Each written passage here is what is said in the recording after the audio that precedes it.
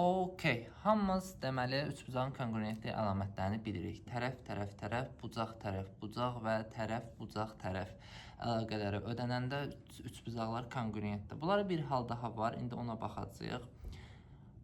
Deməli, tərəf, tərəf, bucaq olanda A, B, alfa və A, B, alfa olanda bunlar konqruent ola bilərlər, amma hansı şərait altında? Alfanın 90-dan böyük olması şərti altında.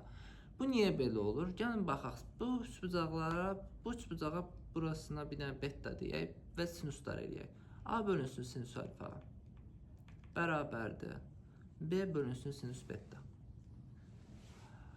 İndi siz deyə bilərsiniz ki, bura mütləq beta bucağı olmalıdır. Çünki sinuslar teoremi mütləq bir teoremdir və ödənməlidir. Amma bu elə deyil. Alfa 90-dan kiçik olarsa, əgər alfa kiçikdirsə 90-dan, bu bucaq üçün 2 dənə hal var. Biri ola bilər sinus beta ilə sinus beta halı. Digəri ola bilər sinus beta eyni zamanda sinus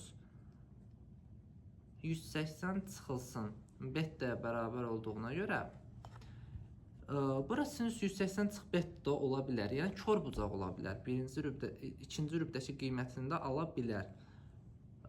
Çünki bu bucaq 90-dan kiçikdir. Amma bu bucaq 90-dan böyük olduğu halda nə baş verir?